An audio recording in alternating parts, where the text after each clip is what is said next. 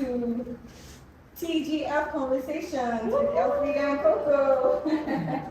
Yeah, so today we're going to just have a really heartfelt conversation where we wear all truths about business in Nigeria, especially fashion business. So to start off, I think we'd like to first of all ask both of you what got you started in this, what was your inspiration behind starting and what was your vision when starting? Everybody says that, but I've always wanted to be a fashion designer since I was 5.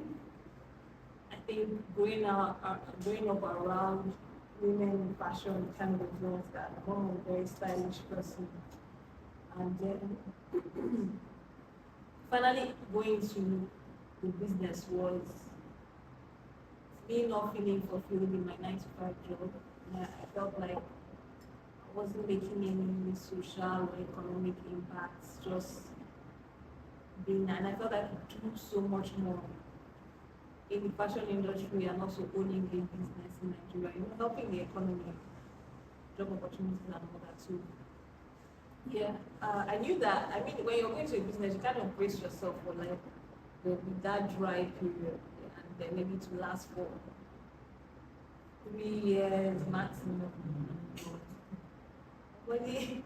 Nobody expects that to take like 5 years. I remember talking to a friend of mine. She was like, before she finally broke even in her business, it took her 5 years, and that was even the government funding. Maybe she won this new finance scheme and all that. So yeah, it was mainly for wanting to impact lives and doing something that I've always been passionate about. Yeah, that's what. Awesome. So I grew up around clothes and women who loved fashion. My grandma, my mom, my aunties. I mean, if you see, on my mom's side, so we were very close, work very closely together on my mom's side. And yeah, my mom, I always say like all my Christmas dresses were made homemade, but like homemade, but didn't look homemade, And I mean, I remember my mom, like I always say, it's funny because my mom would come to visit me and her, my sister in school, and all our friends were just waiting for my mom to show up. And she always just looked super cool. My mom always wore, she was like me, she dressed outside the norm. She's super fashionable, really pretty, and just always had fun with her clothes. And it's funny because I was talking to my aunt very recently. She went to QC in Lagos. It's my Bassi, my aunt, the designer. And it's funny how she also talks about how my mom and my aunt, who is younger than my mom, and my grandma really influenced her style as well. Because my mom used to go to visit her in secondary school, and she says all her friends, same thing. Because she had just come back from the US, and so she'd come in the 70s, and she'd come with her fro and her super short mini. And I mean, everybody was just like, couldn't wait, they were super excited to see what Agnes's sister was going to be giving them that day. So yeah, I grew up around that. We always loved fashion, talked about fashion all the time, so it was kind of a no-brainer. I always say I'm very fortunate in my generation that my parents really let us be. So to say that I was going to study fashion was never, it wasn't a challenge, it wasn't an issue. School is not very, I don't like school. So it was always a challenge for me, I won't even lie. But I made a decision very early to say, whatever it is that I study in school is what I will do. I'm not going to become a lawyer and then later on decide I'm doing something else. But I'm going to do if I'm going to do this school thing, then I'm taking it all the way. So I studied fashion merchandising. So it was, like I said, no-brainer for me. Came back at the perfect time where I always say Ankara was just coming, and the fashion industry was really booming. My auntie had come back at that time. I was one of like the top fashion designers at the time. So again, it was easy for me to kind of get in there because she was already doing that thing and become a product that people really loved. So it wasn't a challenge for me to really get in there. I didn't really have to push and convince people to purchase what it is that I brought into the market. It was a no-brainer. So yes, my beginnings were nice and they were somewhat easy going into. touch it, like you had that support and Absolutely. guidance, which a lot of Nigerian fashion designers do not actually have starting. I mean, like you say, your parents were, I won't say enlightened enough, but more like flexible enough to let you go and study that to invest in. For me, it was the entire, it was the complete opposite. I always wanted to go and study fashion as in university, but when it came to that, my dad was like, you must be joking. I thought we were joking. This one. Yeah. Serious. Yeah. No, like, no, you know, I should be going to Paris. I have a list of schools. I don't Wait, think this so. way, Yeah. you're joking. You're doing engineering, Yeah. that petrochemical, whatever. So I ended up reading computer science because it was 4 years, so I'll be out To do what it in is 4 you years. really want to Yeah. do. So yeah, that's nice. I like that. All right, maybe so in light of Nigeria, what would you say have been your biggest challenge sustaining your business in Nigeria? Take that. Let me take that. Let me start.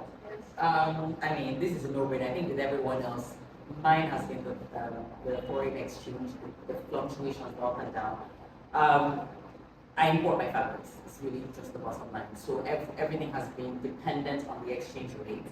It's been a challenge to bring the quality and the quantity. I mean, I've gone through such a season of. I remember I was always remember the first big one. I had just had my son, so say about 7 years ago, when the dollar at the time dollar was 180, I think, and then it went up to 360, and oh my god, and I had made the biggest investment. I think at that point we used to bring in like smaller quantities, and again business was doing really well. I thought, okay, to bring in a slightly better quality of product, we needed to increase our order. Yeah, and so we went from ordering 200 meters to about 1,000 in each one. Yes, we put the order in already. Production was ongoing, and then this thing happened. And when I tell you, it was such a hit.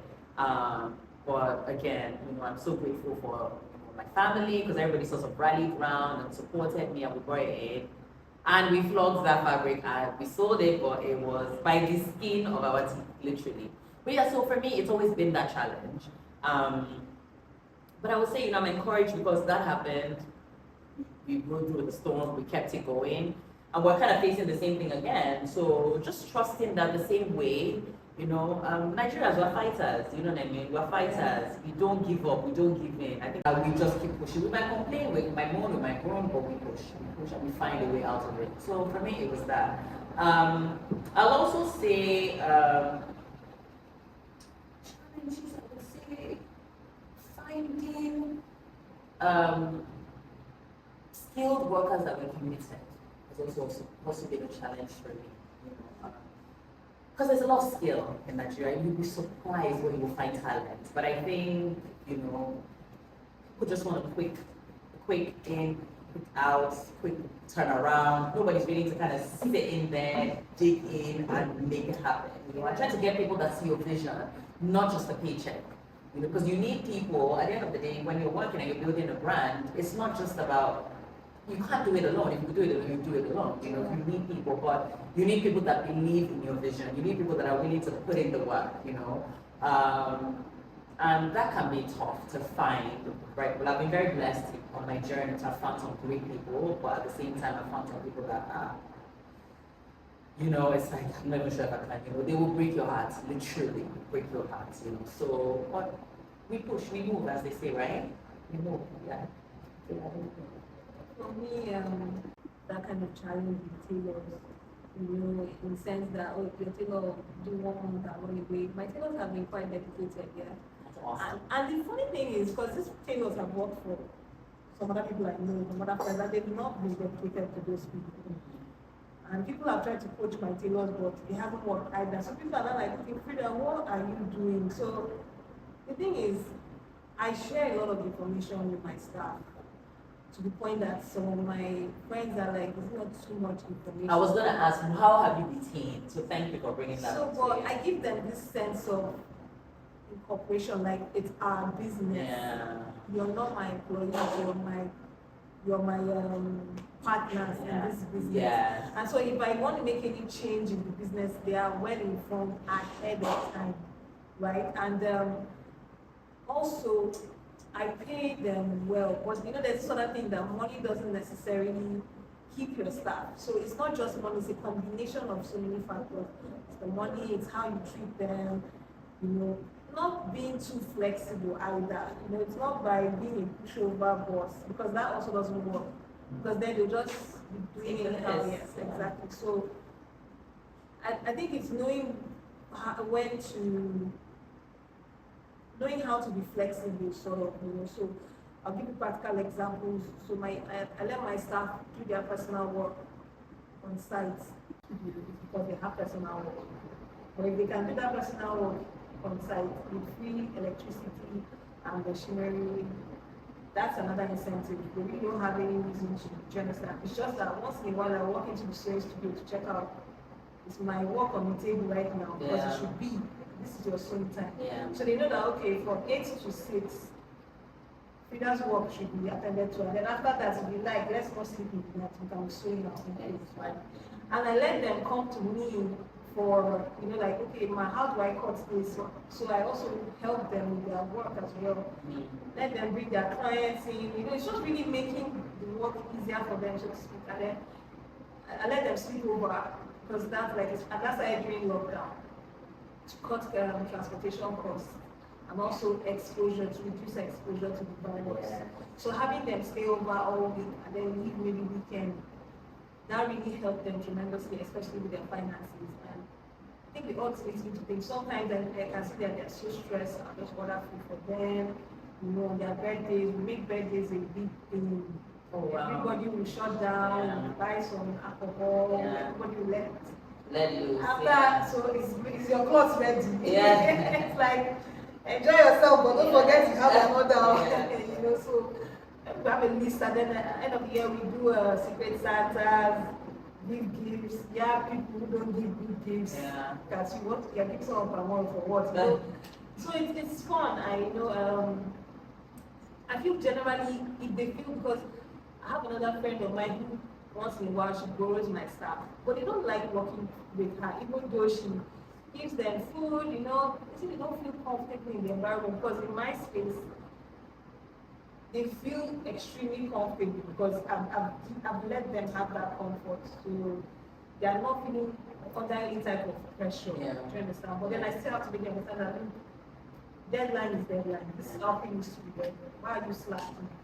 It doesn't mean that sometimes I still don't. Sometimes if you're messing up too much, reduce your salary. But I make you understand, do you know why this is being done?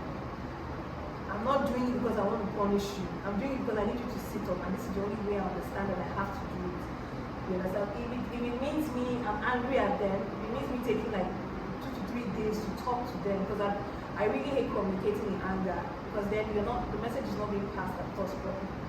So I don't mind waiting 1 week, then I'll now call you and say, remember what you did? That wasn't nice. The tables were turned. Did you take it?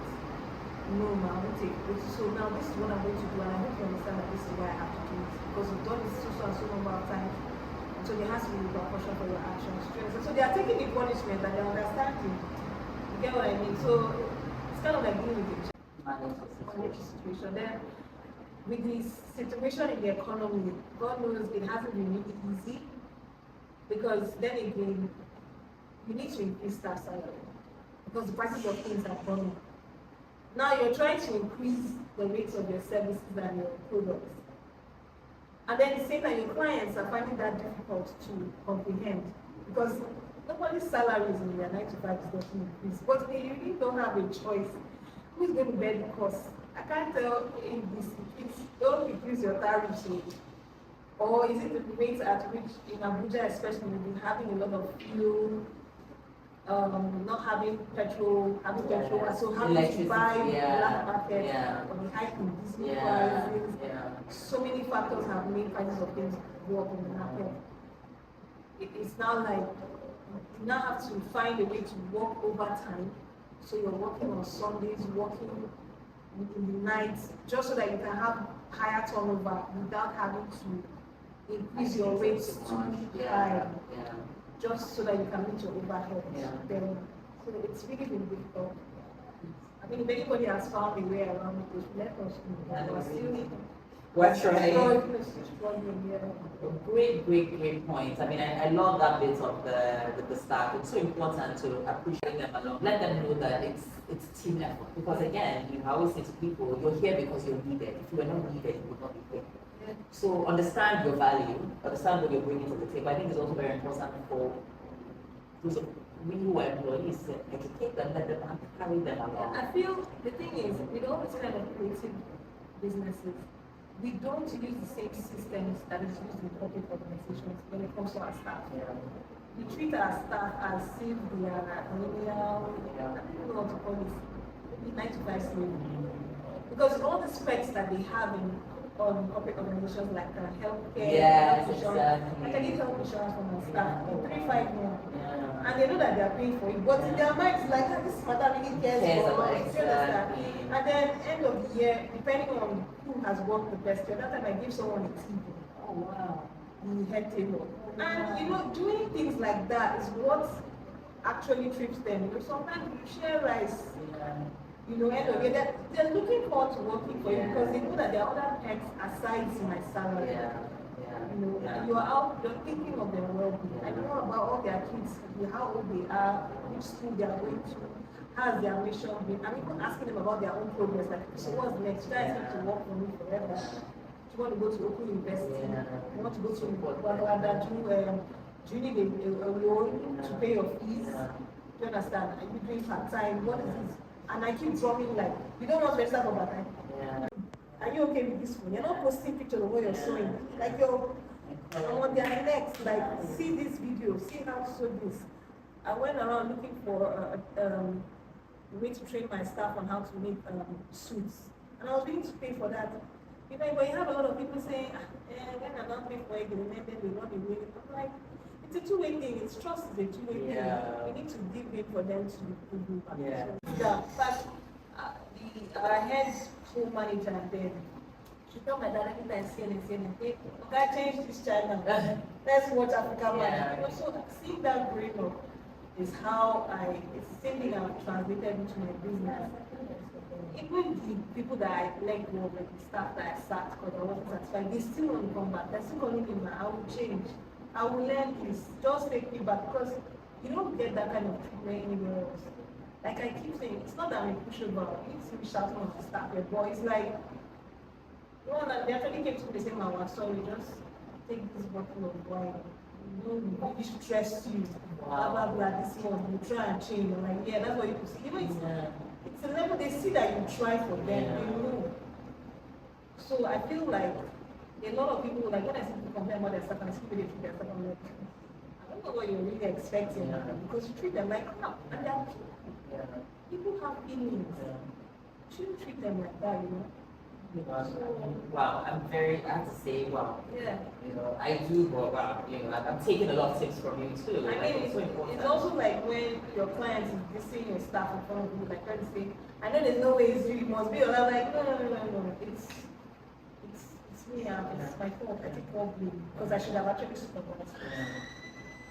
Don't just play your staff on that. Absolutely. I don't know. I was not there. Absolutely. I mean, it tells on you though. How do you not know? I mean, exactly. It tells on you. What are you running? Yeah, I think it tells on you. I don't even understand that. That 100% tells on you. It shows that you are the one that you did that. You messed that up. So why are you gonna throw them under the bus? And when I was speaking to her, we spoke about how clients treat designers sometimes. I think that's something that's not really talked about, that should be talked about because people feel like designers are people as well. Can we just speak a little about that? Absolutely. Please, I love, yes.